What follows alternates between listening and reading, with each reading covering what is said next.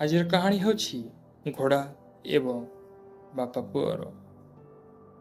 ଗୋଟେ ଗାଁରେ ବାପା ଆଉ ପୁଅ ଏକ ଘୋଡ଼ା ସାଙ୍ଗରେ ବଜାରକୁ ଯାଉଥିଲେ।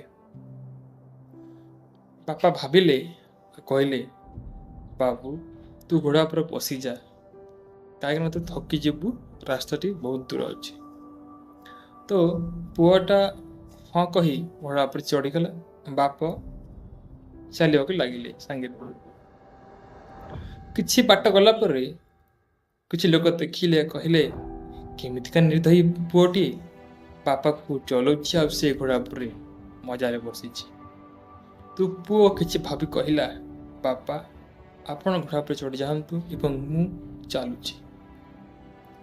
ତ ଏମିତି କହି ତାପରେ ବାପା ଘୋଡ଼ା ଉପରେ ବସିଲେ ଏବଂ ପୁଅଟି ଚାଲିଲା।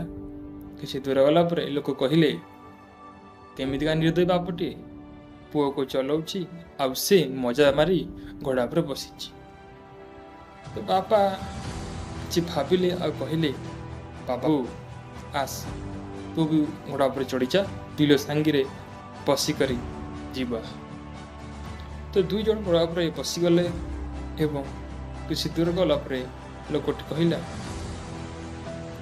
ବେଚାରା ଘୋଡ଼ାଟିଏ କେତେ କଷ୍ଟ ପାଉଥିବ, ଦୁଇ ଜଣ ତା ଉପରେ ବସି ଯାଇଛନ୍ତି। ତ ଏମିତି ଶୁଣିଲେ ଆଉ ତାପରେ ବାପା ପୁଅ ସେ ଭାବି ଘୋଡ଼ାରୁ ଓହ୍ଲେଇ ଗଲେ ଆଉ ତିନି ଜଣ ଚାଲିବାକୁ ଲାଗିଲେ। କିଛି ବାଟ ଗଲା ପରେ ଆଗକୁ କହିଲେ, କେମିତିକା ନିର୍ବୁଦ୍ଧିଆ ଗୁଡ଼ିକ ଇଏ ବାପା ପୁଅ ଘୋଡ଼ା ସାଙ୍ଗରେ ଅଛି ଆଉ ଦୁଇ ଜଣ ଚାଲୁଛନ୍ତି।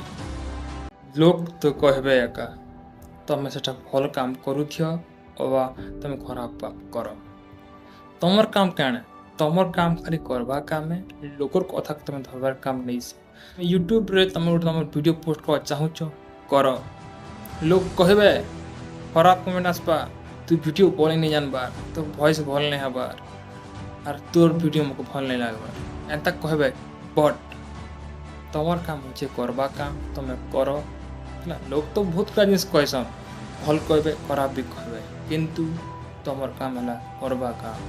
ଯେନ୍ତା ମୁଁ କରୁଛେ, ମକେ ଯେନ୍ ଖରାପ କହୁଛେ କହ ଭାଇ, କିଛି କିନ୍ତୁ ମୁଇଁ ଭିଡ଼ିଓ ବନେଇବି, ଷ୍ଟୋରି କହିବି, ଏଟା ମୋର କାମ। ତମର କାମ ହচ্ছে ତମ ଖରାପ କାମ ତ ଖରାପ କଥା କହିବା ମକେ, ଆଇ ନୋ, ବଟ୍ ମୁଇଁ କାମ କରିବି।